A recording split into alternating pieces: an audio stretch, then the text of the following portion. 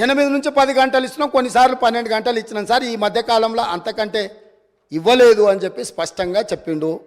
వారు ఎప్పుడైతే సబ్స్టేషన్లకి వెళ్ళి లాగ్ బుక్లు తీయడం మొదలుపెట్టినరో అన్ని సబ్స్టేషన్లలో అక్కడ ఉండే రైతులని లాగ్ బుక్ తీయంగా అనగానే అది మాయం చేసిరు. ఈరోజు నిజంగానే వారికి పట్టింపు ఉంటే ఒక అఖిలపక్షాన్ని నేద్దాం, సబ్స్టేషన్ల వారిగా లాగ్ బుక్లు గతంలోనే మాయం చేసినా ఎక్కడున్నో బయటికి తీద్దాం. వీళ్ళు వ్యవసాయంలో మోటార్లు నడవాలంటే 3 ఫేజ్ కరెంటు ఉండాలి. వీళ్ళు వ్యవసాయానికి మోటార్లకు 3 ఫేజ్ ఇవ్వకుండా సింగిల్ ఫేజ్ ఎక్కువ గంటలు ఇచ్చుకుంటా వ్యవసాయానికి ఉపయోగం లేకుండా 24 గంటలు ఇచ్చినము అని భ్రమలు కల్పించి రైతులను మోసం చేసిండ్రు అధ్యక్ష.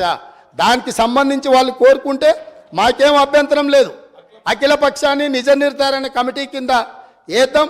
ఆ పార్టీ ఆ మంత్రి గారిని కూడా ఇందులో భాగస్వామిని చేయండి. మిగతా పార్టీల పక్షాలు కూడా ఉన్నాయి, వాస్తవాలు చేద్దాం. నిజంగానే ఒకవేళ వాళ్ళు గొప్పగా ఇచ్చుంటే మాకేం అభ్యంతరం లేదు అధ్యక్ష. వాళ్ళు ఒకవేళ ఇచ్చుంటే ఇచ్చిందని చెప్తాము. ఈ రికార్డు ఏది మేము తయారు చేసింది కాదు కదా, వాస్తవాలు సంబంధిత శాఖ అధికారులు నివేదిక తయారు చేసిరు, మా మంత్రి గారు సభలో పెట్టిండ్రు. మా మంత్రి గారు అందరినీ చర్చించడానికి అవకాశం ఇచ్చిండ్రు.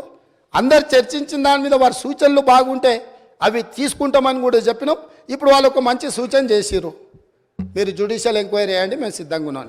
ఇంత మంచి సూచన వాళ్ళు చేసినాక ప్రతిపక్షమే ముందుకు వచ్చి వాళ్ళ పరిపాలన మీద పారదర్శకత కోసం జ్యుడిషియల్ ఎంక్వైరీ అడిగిండ్రు కాబట్టి వారి కోరిక మేరకు జ్యుడిషియల్ ఎంక్వైరీకి ఈ ప్రభుత్వం ఆదేశాలు ఇస్తుందని తమ ద్వారా తెలియజేస్తున్నాను అధ్యక్ష.